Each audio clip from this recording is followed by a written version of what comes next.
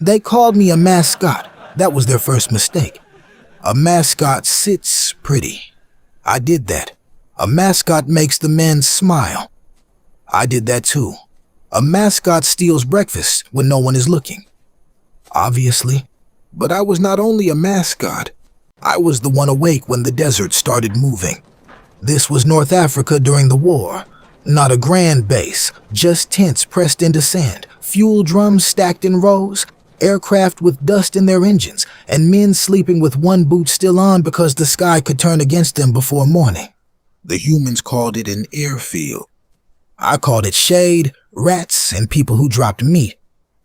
Fair arrangement. What I remember most is the heat.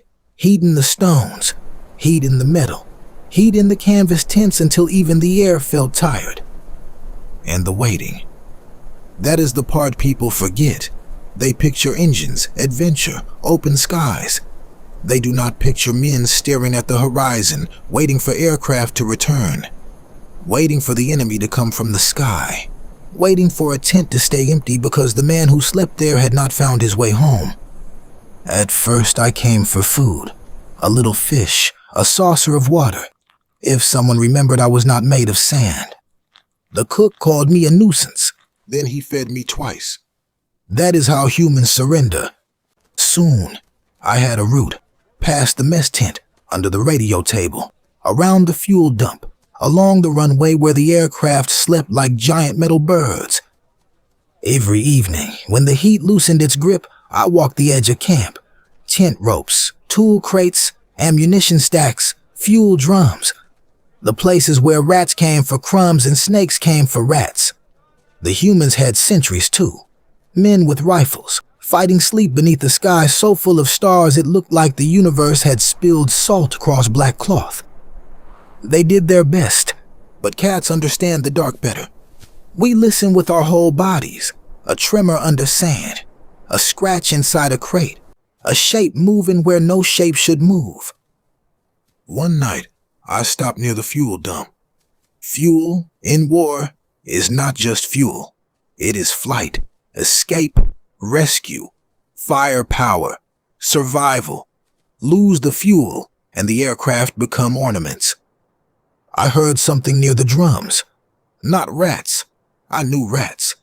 Rats have confidence until the last second. This was different. A slow drag through sand, a pause, another drag. I froze. Then I made the sound humans hate, that low warning from the bottom of the throat. The one that says something is wrong and if you had any sense you would already be moving. A guard looked over. He saw me standing stiff, tail low, ears forward, eyes fixed on the dark. A light came up, then another. There, half hidden near the fuel stack, was a viper. Venomous, close enough for a tired man to step on. After that, they looked at me differently. Not because I had saved the fuel. Not really. Because I had seen the danger before they did. That is when a mascot becomes something else. They began calling me Sentry. I accepted the title with restraint and extra fish. After that, the night patrols became ours. The human sentries walked the perimeter. I walked where they missed, under trucks, behind tents, between crates. I found rats in the ration stores, a scorpion inside a boot before the boot found a foot, chewed wiring beneath a radio table, which made a mechanic say several words I will not repeat because this is a respectable channel. Every time I stopped, I stared. I made myself impossible to ignore, and eventually the humans learned. If I was calm, they breathed. If I was watching something, they watched too.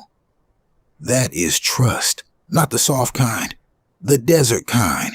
The kind built because your life may depend on noticing what the small animal noticed first. After that, no one called me only a mascot again. The airmen started waiting for me. Not officially. Humans in war pretend not to need comfort. They make jokes. They smoke too much. They write letters they do not send. But when I walked into the mess tent, shoulders loosened. A man would drop a hand without looking, and I would pass under it. Another would pretend he had not saved me a scrap. The wireless operator let me sleep beside the equipment because the set was warm. He said I was bad for discipline.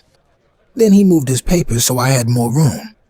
Pilots touched my head before walking out to their aircraft. Not all of them.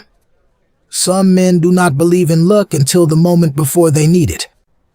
But enough. A scratch behind the ears, a finger under the chin, a whisper in the fur because cats keep secrets better than chaplains. They missed home. Every man in that desert missed something. A wife, a mother, a child born after he left. Rain, a bed without sand in it, a cat that used to sleep by the fire. I was not their cat, but I was close enough. A cat at a desert air base is proof that tenderness can survive in a place designed to burn it out of men. The desert made them hard. The war made them harder. I made them careful again. Careful with a bowl of water. Careful with a scrap of meat. Careful not to step on the sleeping body under the table. Careful enough to remember they were still human. Some nights, I sat beside the runway until the aircraft returned. Lights in the distance, engines coughing, wheels touching sand and stone. Men climbing out exhausted, faces gray with things they would not say. And sometimes one aircraft did not return. On those nights, no one spoke much. I walked through the camp anyway, tent to tent, man to man, not because I understood grief the way humans do, because I understood absence. Cats know the shape of a missing thing, the empty bowl, the cold blanket, the hand that no longer reaches down. So I stayed, not always near, never on command, but close enough. That is how cats love. The war moved on, as wars do. Bases changed. Men were posted elsewhere. Tents came down. The desert began covering the tracks before the engines were even gone. I do not know what records remember of me. Probably nothing. A photograph with a curled corner, maybe. A joke in a letter home. The cat thinks he runs the place. Which, to be clear, I did. But if any of those men remembered me, I hope they remembered this. I was there when the desert was too quiet. I was there when the night moved wrong. I was there when they needed something small and alive to walk through camp like the world had not ended yet. I was not enlisted. I was not decorated. I did not salute because I had standards, but I guarded what I could.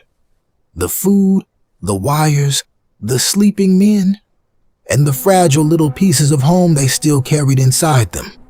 And if some airman, years later, heard a cat in the dark and thought of a desert runway under impossible stars, then maybe I made it home with him after all.